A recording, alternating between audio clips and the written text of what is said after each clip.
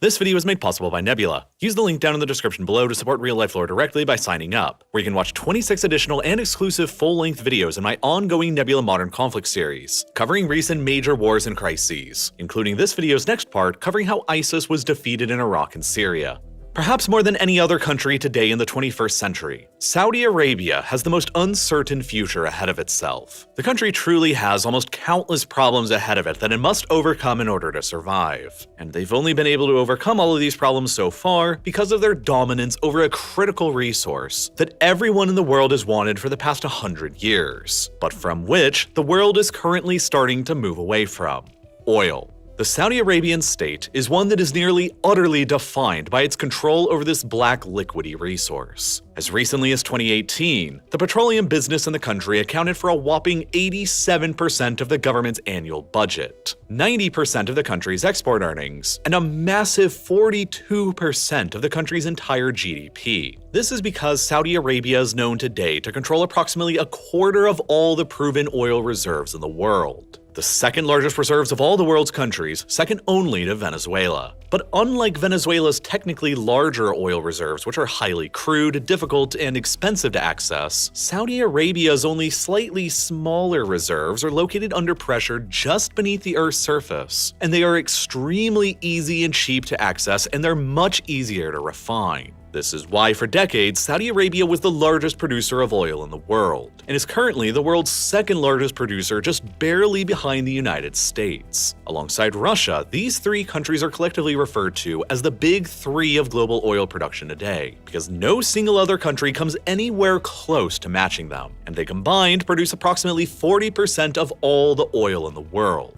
But America's population is 332 million, and so most of America's oil production is consumed within the country and not exported abroad, which is why America is only the world's 14th largest oil exporter. Saudi Arabia has just about a tenth of the American population, but produces nearly as much oil as it, meaning that they simply have far more that they can never possibly consume on their own, and so they have far more left over to export to other countries. Saudi Arabia is thus by far the largest exporter of oil in the world. And oil continues to provide roughly a third of all the energy that humanity collectively consumes worldwide. Countries like India, China, Japan, South Africa, and numerous European states all import enormous volumes of their own oil supplies from Saudi Arabia, and are thus all heavily reliant on keeping those flows of oil continuing for now. It is this simple calculus that has given Saudi Arabia enormous geopolitical power and clout over the past century, because they've just got more oil to give others than anybody else. And more than any other country, Saudi Arabia is the one most capable of influencing the global price of oil, either negatively or positively. This is because, besides being by far the largest exporter of oil, Saudi Arabia also has by far the largest spare capacity of oil production. And this is what truly gives the Saudi state its unbelievable levels of global power.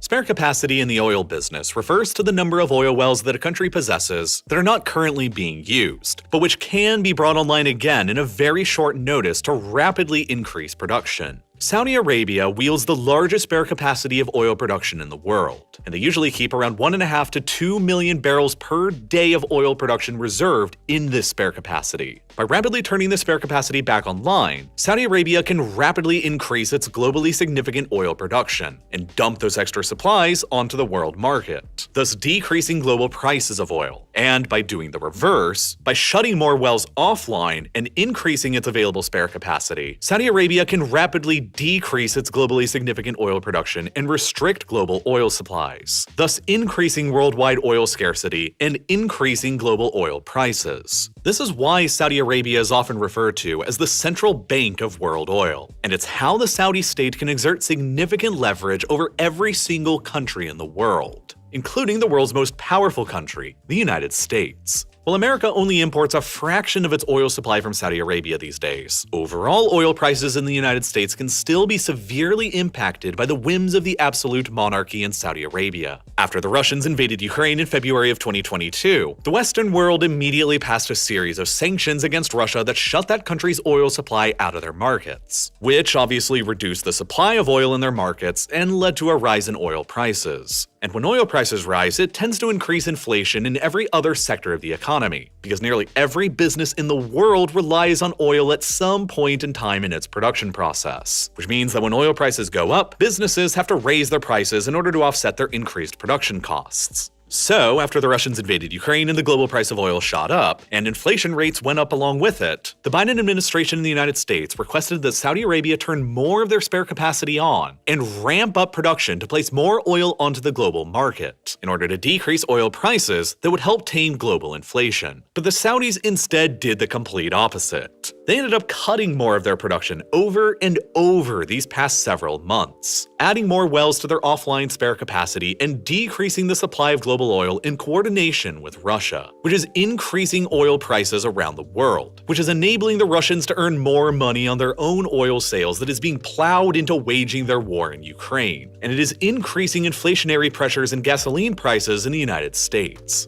As of May 2023, the American Strategic Petroleum Reserve, or SPR, the usually massive emergency stockpile of petroleum that the United States keeps stashed away in tanks in Louisiana and Texas to release during an oil supply crisis, has been gradually depleted every single day since the invasion of Ukraine began, to the lowest level seen in 40 years right now since 1983. Doing so has helped tame gasoline prices in the country for now, but with the reserve now heavily depleted, Washington possesses very little other options available to keep gasoline prices from spiraling upwards leading up to the November 2024 presidential election, other than calling Saudi Arabia and requesting them to turn more of their spare capacity back online, which the Saudis will surely only do if they are given certain favors. This is precisely how Saudi Arabia is able to wield its oil might and exert geopolitical influence across the entire world in the process. But Saudi Arabia's great challenge in the 21st century is that this greatest of its powers has a finite lifespan remaining. And at a certain point in the future, a day will come when this power will completely evaporate altogether. Because over the next several decades, as countries around the world steadily continue moving their economies away from oil as an energy source, Saudi Arabia's great advantage of being the global oil business's central bank will matter less and less. And if the country does nothing to change itself between now and whenever that uncertain future date arrives, it will only be left with sand, one of the worst human rights records on the planet, an archaic religious absolute monarchy that most of the outside world finds repugnant, and a lack of protection from the United States, while being surrounded by countless enemies from both within and without.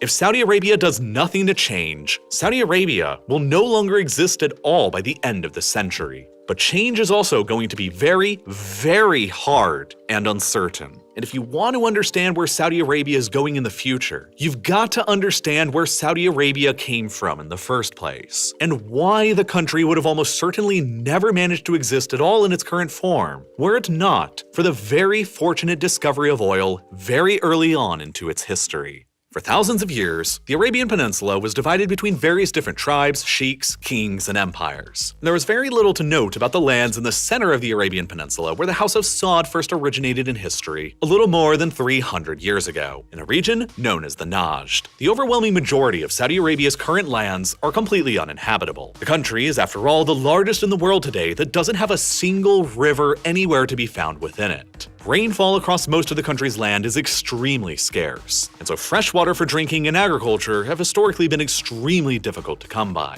Across the south of the modern country is a vast desert known as the Rub al-Khali, better known in English as the Empty Quarter. It is the largest continuous expanse of sand that can be found anywhere in the world. It is nearly completely devoid of life, and it is larger in area than the entirety of France. The region of Najd, deep within the interior of the Arabian Peninsula, was an extremely sparsely populated and isolated backwater, separated from the rest of the world by vast empty deserts and high mountains with nothing of value to offer anyone in the outside world. It was a place hardly anyone paid any attention to, and its extreme isolation from the rest of the world was partially why an extremely strict interpretation of Sunni Islam gradually developed there, now sometimes known as Wahhabism. It was an unlikely place from which one of the most powerful nations of the modern world would arise from, but so it did regardless. Across the 18th and 19th centuries, two small and largely unknown family clans within the Najd region cemented an alliance between themselves. The House of Saud, who would run the politics and day-to-day governance of the lands they controlled, and the clan of Wahhab. who would run the land's religious affairs based upon their own extremely strict interpretation of Sunni Islam, the previously mentioned branch of the faith that is sometimes referred to as Wahhabism. After joining forces, the Saud and Wahhab alliance went on to carve out the first Saudi state that survived between 1744 and 1814, before it was ultimately destroyed by the Ottomans. A group of survivors managed to take back the Saud's ancestral capital at Riyadh in 1818, and from there they carved out the second Saudi state that survived for most of the rest of the 19th century until 1891, when catastrophic infighting among the royal family and conflict with a rival family clan known as the Rashidis led to the state's ultimate collapse. The surviving Saud family members were forced to flee from Riyadh as exiles into nearby Kuwait, where they were powerless without any lands and without any wealth, but with a very good historical claim to the supposedly worthless lands of Najd in the interior of Arabia. There and then, the Saud family probably would have vanished into irrelevance, never to be seen or heard from again, were it not for the ambitions of a young man of the family who would ultimately become known as Ibn Saud, the man who would create the modern-day Kingdom of Saudi Arabia. Determined to restore his family's position of power, a 27-year-old Ibn Saud in 1902 led a party of a couple dozen loyal men from Kuwait to recapture his family's ancestral seat in Riyadh from the rival Rashidi clan. It was the beginning of a decades-long campaign of conquest waged across Arabia for the young man. But at first, very few people from the outside world paid any attention to it. The lands that now constitute Saudi Arabia back then in the early 20th century may have only been home to as few as 2 million people, who were almost entirely very poor desert roaming nomads. And so the squabbling between two rival clans in these lands was hardly noticed by any of the great powers of the day. But things began shifting during World War I.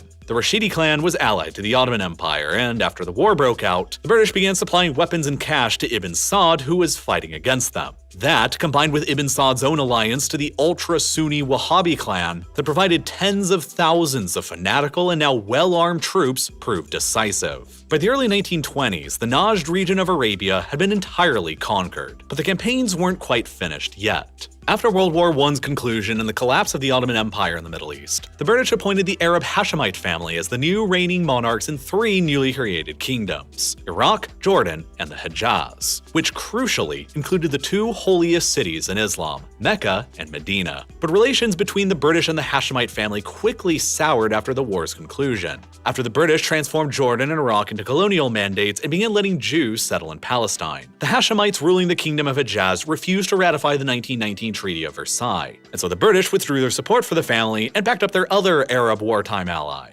Ibn Saud and his expanding kingdom in the Najd. Emboldened, Ibn Saud launched a new military campaign by invading the Kingdom of Hejaz in 1924, which was fully conquered within only a single year. By 1925, the modern territory of Saudi Arabia was fully under the control of Ibn Saud after more than 20 years worth of nearly constant warfare, including the holy cities of Mecca and Medina. A few years later on, in 1932, Ibn Saud proclaimed the creation of a brand new kingdom over all of these lands, and he named it after himself and his family, the Kingdom of Saudi Arabia, with himself, naturally, as the new kingdom's absolute monarch. The third Saudi state had been born, covering a large amount of the lands that the previous 2 Saudi states from the 19th and 18th centuries had also encompassed. The very basis of Ibn Saud's argument and later the Saudi state's argument right up into the 2020s today, that he was merely restoring his own family's historical territorial claims. But his new kingdom entered into life in 1932 as a severely troubled one. The kingdom had been created through decades worth of violent warfare and conquest, and many of the lands Ibn Saud now controlled were forcefully conquered, and included many people who found his alliance with the extremely orthodox Wahhabists as off-putting. Shia Muslim minority populations were found in the eastern province near the Red Sea, and in the south near Yemen, who often felt religiously persecuted by the Sunni fundamentalist, Wahhabi-aligned regime. And even less strict fellow Sunni Muslims in the now conquered Kingdom of Hejaz felt on edge. Moreover, the exiled and furious Hashemite family continued to rule kingdoms in neighboring Jordan and Iraq, with very good claims to the Hejaz region. Internal instability within the new kingdom was rife, and to try and preserve the peace, Ibn Saud married a daughter of every one of the other tribes he had conquered. 20 wives in all, who would go on to produce more than 100 children for him, including 45 sons, 6 of whom would go on to later rule the kingdom after his death. including the current 87-year-old king today in 2023, who was born when Ibn Saud was 60. And after decades of warfare, the new kingdom's finances were in a pretty terrible state. With nothing but a tiny tax base of 2 million impoverished people, the only actually important thing that Ibn Saud's new kingdom controlled to earn money from was its control over the holy cities of Mecca and Medina, which only brought in modest amounts of religious tourism to the state's struggling coffers. At this point in time, it was far more likely that either Egypt or Iraq, with their plentiful agricultural farmland around the Nile and Tigris-Euphrates rivers, would emerge as the dominant source of the Arab world's geopolitical power in the 20th century, just as they had both been for literally all of human history beforehand. But of course, the discovery of oil suddenly changed everything. You see, oil had been discovered previously in commercial quantities in nearby Iran, Iraq, and Bahrain, and Ibn Saud had convinced himself that there was still oil to be discovered within his kingdom nearby as well. But it was the British who had discovered oil in Iran, Iraq, and Bahrain, and Ibn Saud didn't exactly trust the imperialist and colonial tendencies of them. So, instead, Ibn Saud went to the Americans to get them searching for oil in his kingdom. In 1933, the year after his kingdom was proclaimed, Standard Oil Company of California, or SoCal, later known as Chevron, was granted the exclusive contract to begin the search. It was only 5 years later, in 1938, when they made the first discovery of oil in Saudi Arabia at a well known as Dammam No. 7 right by the Persian Gulf. Initially, SoCal created a wholly owned subsidiary assigned to the oil they discovered in Saudi Arabia that would eventually be named Arabian American Oil Company, aka Aramco. After Saudi Arabia managed to take full control over the subsidiary company itself later on, it became simply known as Saudi Aramco, the modern state-owned Saudi oil giant. From 1938 onwards, more and more oil fields were steadily discovered across Saudi Arabia's sparsely populated eastern province, and production steadily increased up to the point where the country was the 22nd largest producer of oil in the world, significant enough to begin attracting the attention of the American government during World War II. Oil was becoming more important than ever before during that war, and the American president at the time, Franklin Delano Roosevelt, knew that America and the post-war Washington-led alliance structure needed as much oil as they could possibly get to compete with the Soviet bloc in the war's aftermath. Ibn Saud was a man who still had many enemies, with the British-backed Hashemites still in power in Iraq and Jordan, and many Saudis within the country who didn't like his and the Wahhabists' absolute rule. And so it eventually became time for him and FDR to finally meet. They did so upon a ship in the Suez Canal in February of 1945, mere weeks before FDR's own death, and their agreement became the basis for the Saudi-American relationship that has largely endured ever since. The United States, despite being a secular constitutional republic, would back the ultra-Islamic absolute monarchy of Saudi Arabia, because both had something the other desperately wanted. America wanted access to the increasingly important Saudi oil fields, both for itself and for its allies all around the world, while the Saudis wanted America's security, because, as a sparsely populated country with nothing of value whatsoever besides for oil, they knew they could never hope to defend themselves or their oil on their own, either against their own people or their external rivals. But who would ever dare to attack them if they had the backing of the most powerful country in the world? Over time, this basic arrangement between America and Saudi Arabia, security guarantees in exchange for oil, has continually evolved but remained more or less the same ever since. Ibn Saud died in 1953, and his sons have ruled the kingdom as absolute monarchs ever since. Eventually, more oil fields were discovered around the initial Dammam No. 7 well, like Safaniya in the Gulf, the largest offshore oil field ever discovered in the world, and the mighty Ghavar field, the largest onshore oil field ever discovered and the largest single source of human energy that we as a species have ever so far discovered.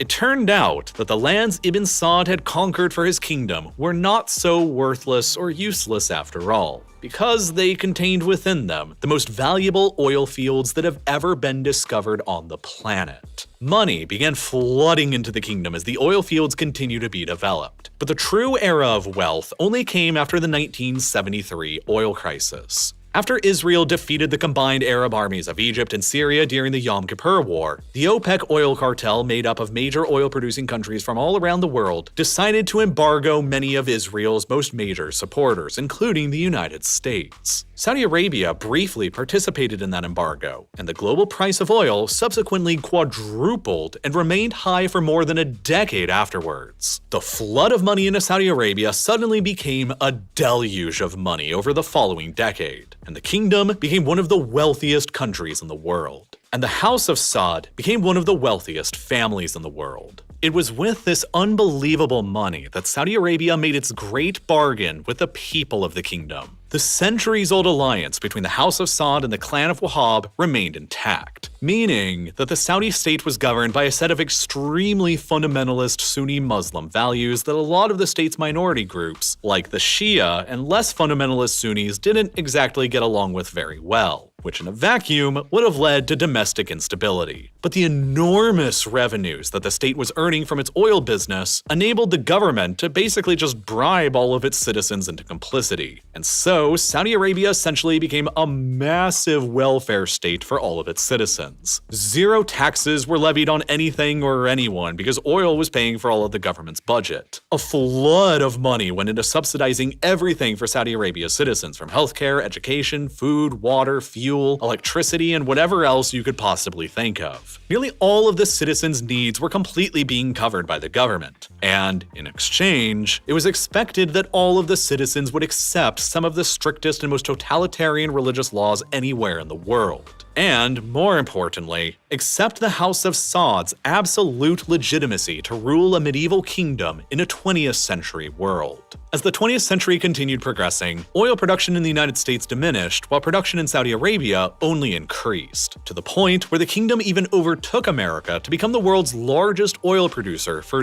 decades. America became increasingly committed to protecting the kingdom's strategically important oil supply, and by 1991, as production in the United States continued to flounder, America found itself importing nearly a third of all of its imports from the Kingdom of Saudi Arabia. America needed to protect Saudi Arabia at all costs, but justifying doing so in Washington was growing increasingly difficult, because Saudi Arabia was growing even more totalitarian. As more and more Westerners came to the country for work in developing the numerous oil fields, the country's ultra-Orthodox Wahhabi establishment grew increasingly agitated at their growing presence. By 1979, it had just gotten to be too much for some, and a group of hundreds of armed religious militants stormed the Grand Mosque in Mecca and seized control over it, denouncing the Saudi king as a blasphemer for increasingly westernizing the country. The Grand Mosque, one of the holiest sites in all of Islam, thus became the site of a military siege that lasted for weeks as Saudi security forces battled with the militants inside to regain control.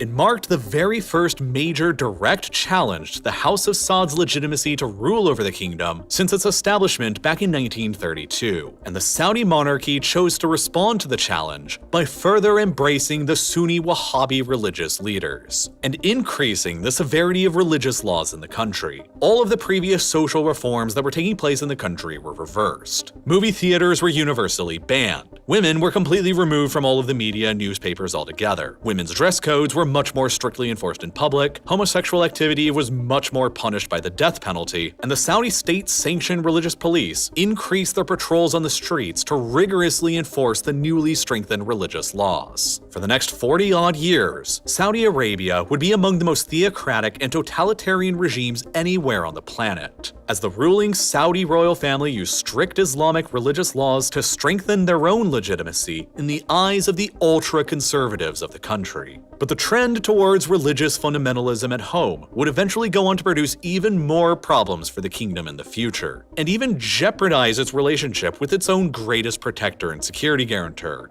the United States. It was no coincidence that Osama bin Laden and Al-Qaeda were initially both produced within the ultra-religious environment of Saudi Arabia. In 1990, when Saddam's Iraq appeared likely to invade Saudi Arabia, bin Laden offered the Saudi king his own mujahideen fighters who were battle-hardened during the Afghan war against the Soviets to resist. But the king refused and instead decided to allow the Americans to send hundreds of thousands of their troops to defend the kingdom against the invasion instead. The presence of hundreds of thousands of Americans within the kingdom granted by the king, who is supposed to be the protector of the two Islamic holy cities, infuriated bin Laden and al-Qaeda, and the outrage was never forgiven. In 1995, bin Laden declared that the king of Saudi Arabia was a heretic, and a war between the kingdom and al-Qaeda has raged on ever since, with al-Qaeda continually seeking ways to overthrow the monarchy and replace it with what it sees as its own vision of restored fundamentalist Sunni theocratic rule. But the fact that Osama bin Laden himself was born in Saudi Arabia, and that many of al-Qaeda's fighters as well turned out to be Saudi citizens, including 15 out of the 19 hijackers responsible for carrying out the 9/11 attacks, has remained a sore spot for relations between the kingdom and the United States ever since. But in addition to the growing Sunni Islamist threat within the kingdom, represented by the likes of al-Qaeda, who felt that the Saudi royal family wasn't quite religious enough, external threats to the Saudis' rule in the kingdom were greatly growing in numbers as well. The emergence of the revolutionary Shia Islamist regime in neighboring Iran in 1979 presented the Saudi kingdom with its most major external arch-enemy that it has been locked in an on-again, off-again Cold War with ever since. The revolutionary regime in Iran had overthrown their own absolute monarch after all, and replaced him with a totalitarian Islamic theocracy, ruled by the country's Shiite clergy and their supreme leader, the Ayatollah Khamenei, and they were intent on exporting their revolution to every other monarchist regime in the Islamic world, and overthrowing all of their kings as well, including Saudi Arabia's monarchy and the other Gulf Arab states. But for a time, both revolutionary Iran and absolute monarchist Saudi Arabia found some common ground in their mutual enemy in Iraq, Saddam Hussein. Saddam had led Iraq into a brutal invasion of Iran in 1980, and then in 1990, Saddam invaded and annexed Kuwait and was preparing the Iraqi army to invade Saudi Arabia next. The United States and a massive coalition involving Saudi Arabian troops intervened and kicked the Iraqi army out of Kuwait and liberated the country in 1991. But Saddam still remained in power and remained as a potential threat to both the Saudis and the Iranians for the next decade. Relations between Tehran and Riyadh were therefore fairly cordial, but that all suddenly ended in 2003, when the United States invaded Iraq in the aftermath of the September 11th attacks and overthrew Saddam and replaced him with a democratic republic.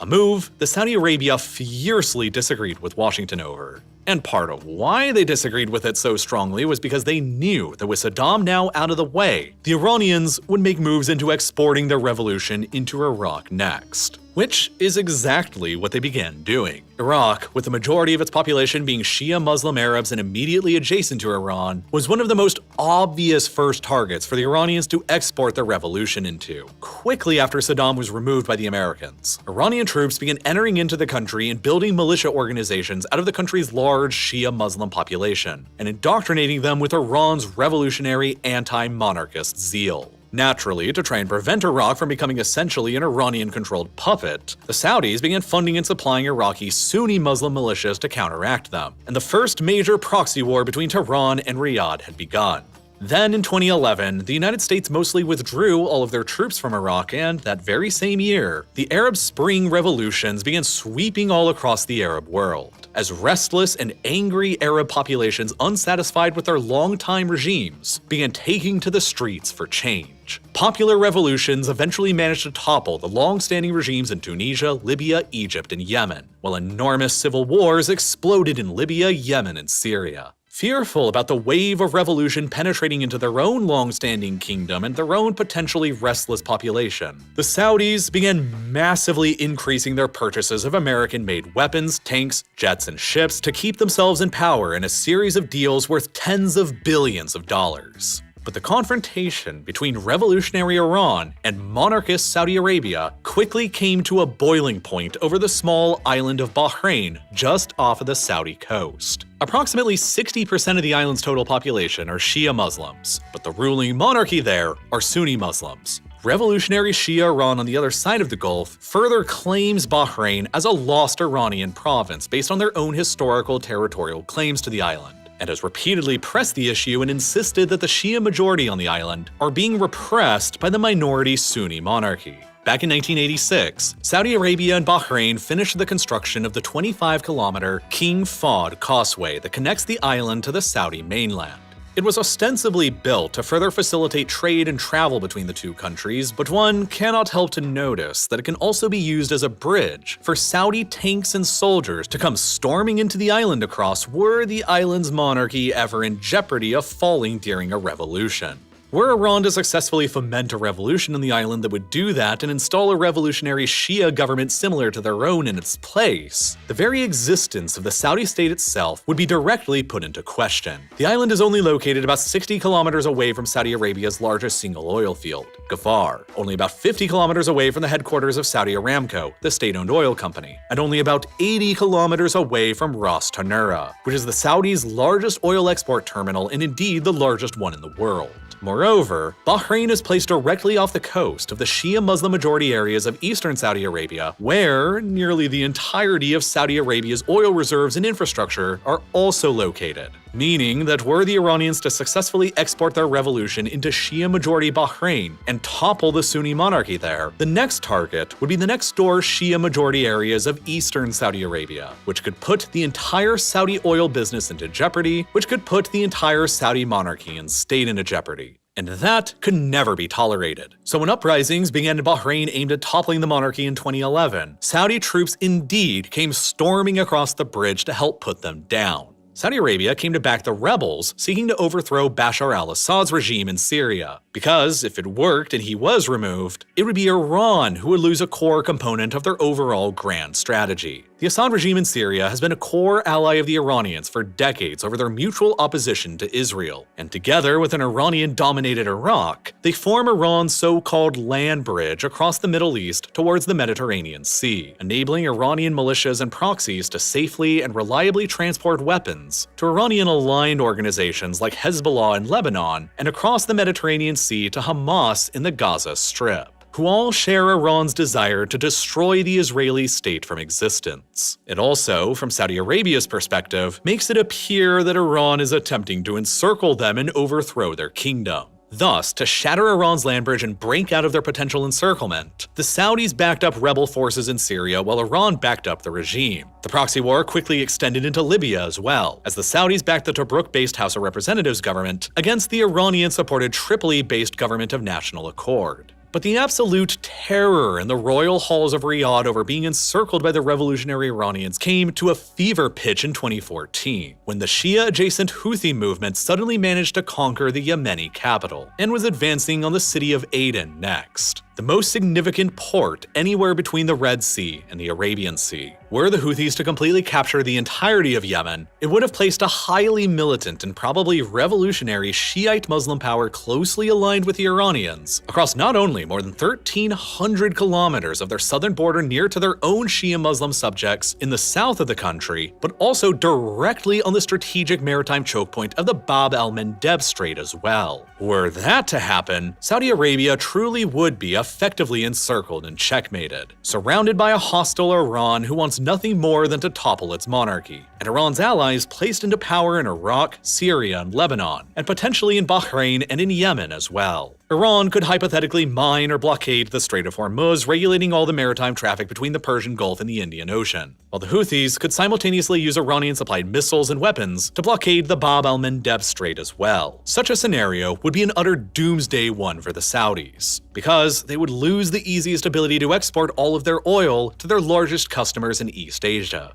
The only way remaining for them to continue exporting oil at all under that scenario would be via the Suez Canal through Egypt. But even that too nearly came under risk. After the revolution in Egypt toppled the longtime dictator of that country in 2011, the Muslim Brotherhood's candidate came to power in a democratic election next. The Muslim Brotherhood is a Sunni Islamist organization that, like Iran, is also staunchly opposed to the concept of monarchies in the Islamic world, including the Saudi monarchy, so obviously the Saudis despise them. Were a Brotherhood government in Egypt to, hypothetically, deny the Saudis access to the Suez Canal, in conjunction with the Houthis and Iranians shutting down their access through the Bab el-Mandeb and Hormuz Straits, and nobody like the Americans did anything to stop it, Saudi Arabia would just completely collapse very rapidly because they would lose any ability to actually export any of their oil out of the country, and 87% of their government's budget would just evaporate, meaning their ability to bribe all of their divided and repressed citizenry would end, and their ability to buy massive amounts of weapons would end.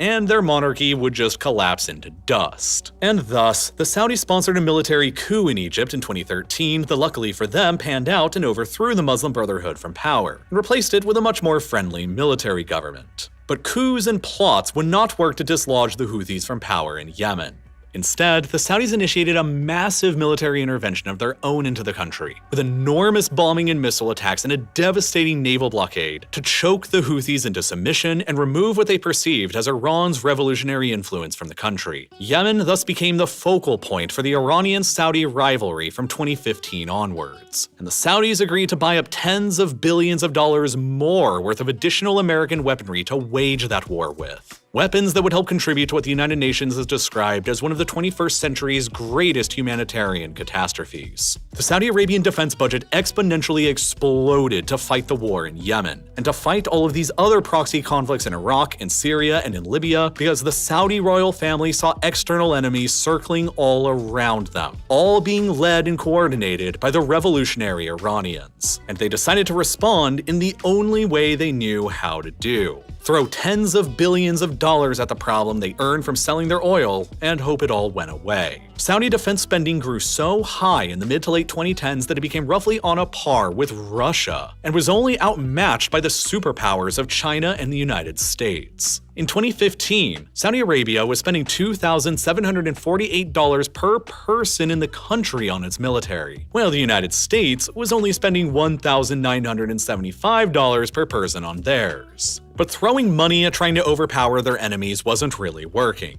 The Iranians only spent a few tens of millions of their dollars arming the Houthis in comparison to the tens of billions that the Saudis were spending attempting to crush them. And the war gradually transformed into a quagmire, with the Houthis no closer to being removed than when the war began. And after nearly 400,000 deaths in the country caused by the conflict, Bashar al-Assad has remained in power in Syria for over a decade despite the Saudis' best efforts to remove him, while Iraq increasingly falls under Iran's influence as well. And then, in September of 2019, a series of drone and cruise missile attacks bombarded Saudi Arabia's oil refineries at Abqaiq and Quraysh in the eastern province, destroying the kingdom's largest oil processing and refinery facilities. 5.7 million barrels per day worth of Saudi oil production were knocked offline in the kingdom by the attack, representing what was nothing less than the biggest disruption ever seen in the entire oil industry up to that point. The Houthis down in Yemen quickly claimed responsibility for the attack as a reprisal for the Saudi air campaign, but they were more than 1,200 kilometers away from the attack's location. American intelligence later determined that the attacks probably actually originated to the north, and were probably fired by the Iranians themselves, either from within Iran itself or from within their Shiite militia-controlled areas in Iraq. It could have been interpreted as an act of war by the kingdom, but the United States made it clear that they didn't see things that way and would not militarily back the kingdom if that's the route they chose to go down. America wasn't prepared to go to war with Iran over the issue, and with their military already struggling in Yemen, the Saudis were left with no other choice but to back down and de-escalate. The oil processing facilities were quickly repaired, and business went on as usual. But the Saudis never forgot that America had just refused to defend them.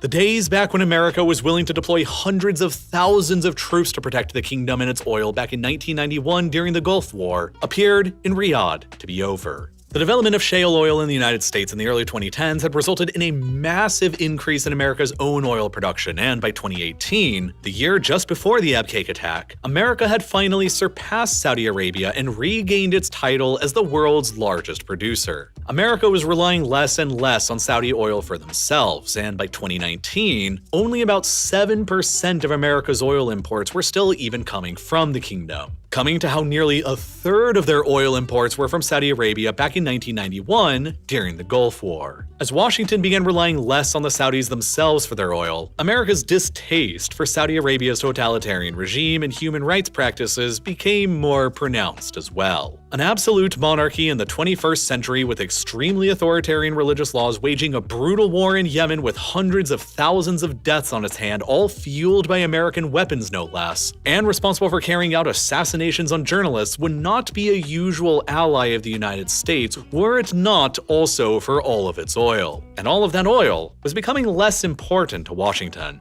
Moreover, the world at large is beginning to move more and more away from oil as an energy source, as nations around the world try and fight back against global climate change. The countries of the European Union, many of whom are currently and historically some of Saudi Arabia's largest oil customers, are planning on completely phasing out their own fossil fuel usage by 2050. And if they're successful, none of them will be customers of the Saudis any longer within only 27 years from now. Japan also plans to eliminate oil and gas as energy sources at some point in the future this same century, though without the same strict 2050 timetable as the Europeans. One of the biggest reasons why the Americans still sort of support Saudi Arabia today, even though they import hardly any of their oil themselves, is because the Saudis still supply enormous amounts of oil to many of America's closest allies, like the NATO states in Europe and the Japanese. But when this too ends, America will have almost no reason left to continue protecting the kingdom, and the deal established between FDR and Ibn Saud nearly 80 years ago will finally come to an end. And without a major protector, and with less and less customers to continue selling their oil to, Saudi Arabia will have less money to buy weapons to defend themselves with and less money to subsidize their restless population with. And their many, many enemies both within the kingdom and outside of it will be emboldened like they have never been before to finally take their chance at overthrowing the monarchy. Thus, in order to avoid this dangerous spiral toward destruction over the coming decades, Saudi Arabia needs to radically transform its entire society and economy if it is going to survive. And this is why the current crown prince and soon-to-be king of the country, Mohammed bin Salman, or MBS, announced with much fanfare the Vision 2030 plan back in 2016, which aims to do exactly that. Sweeping reforms across the country have already taken place as a part of Vision 2030, and more are still to come. Women were finally granted the ability to drive in the country in 2018, while their dress codes in public were slightly relaxed, with the aim of encouraging and enabling more women to enter into the Saudi workforce. A push towards encouraging both religious and non-religious tourism to the kingdom has been sent into overdrive, with massive new building developments being put into motion around the holy city of Mecca, in order to further encourage religious tourism, and grand mega projects like the $500 billion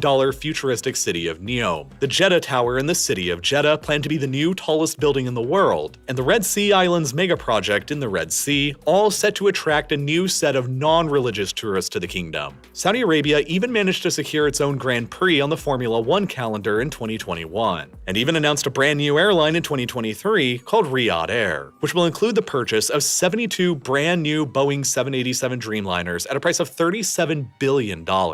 All combined, Saudi Arabia hopes to establish tourism from all around the world to the kingdom in order to add diversification in the economy away from oil, while investing hundreds of billions to trillions of dollars at the same time into a brand new sovereign wealth fund to invest in companies all around the world, to add even more diversification. And to diversify away from their own usage of oil as a fuel source, the government plans to invest aggressively into solar energy, which, in the deserts of Saudi Arabia, does have a lot of very high potential. But Vision 2030 contains within it two critical problems for the kingdom. First, while this process is ongoing and tons of tourists from the Western world begin coming to the country, while religious laws in the country are relaxed or destroyed altogether to continue encouraging them to come and visit, it is certain to generate a high degree of instability amongst Saudi Arabia's traditional Sunni Wahhabi fundamentalists. Osama bin Laden and al-Qaeda previously went to war with the Saudi monarchy over their allowance of US troops into the country to protect the kingdom. So what do you think will happen if and when millions of Western tourists are being allowed to enter the country?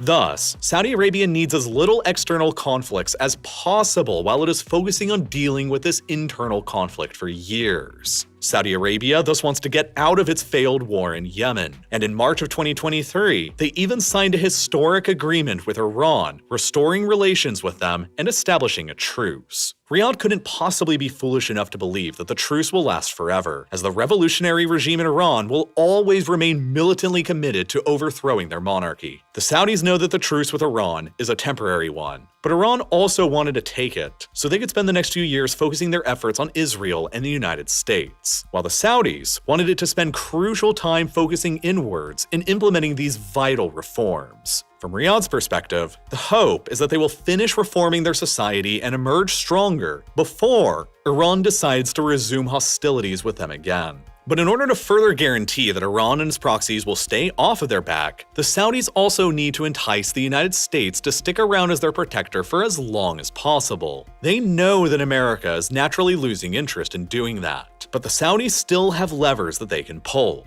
They have even suggested that they might be willing to recognize Israel and normalize relations with the Jewish state in exchange for an ironclad US security guarantee of the kingdom, and the elevation of Saudi Arabia to the status of a major non-NATO ally, as well as gaining access to a civilian nuclear energy program which could, in a pinch, enable them to develop a nuclear weapon on their own, if the Iranians suddenly develop one first. Washington seems unprepared to accept those demands for now, over fears of being bound by treaty to go to war with Iran if the kingdom comes under attack again, and over fears of nuclear proliferation spreading across the Middle East. But the Saudis could potentially always sweeten the deal ahead of the November 2024 election, by also agreeing to turn more of their spare capacity wells back online and flooding the oil market with their fresh supply, decreasing global oil prices and inflationary pressures in America, which is part of the reason why they've been cutting production for months. They want that firm security guarantee bound in treaty from the United States. And recognizing Israel will lead to even more tensions with the Sunni Wahhabi fundamentalists within the country, and with revolutionary Iran outside of the country, who is uncompromising on their aim of destroying Israel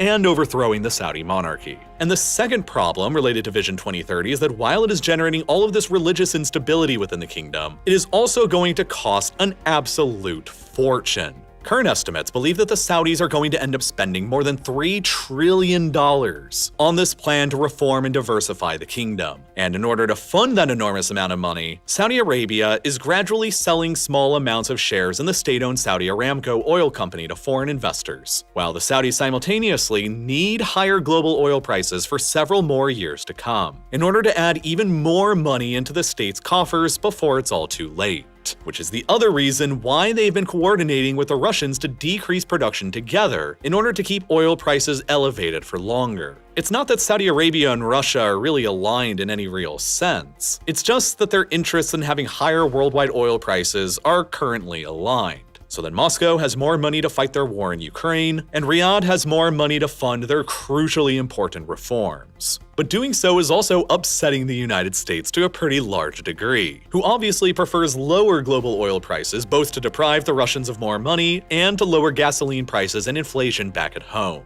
The Saudis are currently playing a very, very delicate balancing game as they must simultaneously weigh their own self-interest and need to reform or die, which will cost a lot of money and require high oil prices, the relationship with the United States as their biggest security guarantor and provider of arms who prefers lower oil prices, their relationship with Russia as the second largest oil exporter in the world who can most help them manipulate oil prices to be higher, but who is stuck in a proxy war with the United States and Ukraine, and their relationship with China, who is the Saudis' single largest oil customer, but who is also locked in a sort of Cold War with the United States and the Pacific over Taiwan. It is a balancing act between all of these various interests that the Saudi royal family, led by MBS, must carefully tread between for decades, and if they ever stumble along the way during any part of it, they will all immediately die and lose everything. And at the same time, this careful balancing act must all be maintained, as Iran carefully eyes them with their gains in Iraq, Syria, Lebanon, and Yemen, and as the 15,000 other members of MBS's own royal family jockey and position themselves at court in Riyadh for their own positions of power. And as the religious fundamentalists within Saudi Arabia increasingly feel that the House of Saud at large is at last fully betraying them after the 300-year-old alliance between them and the Wahhabists is ended.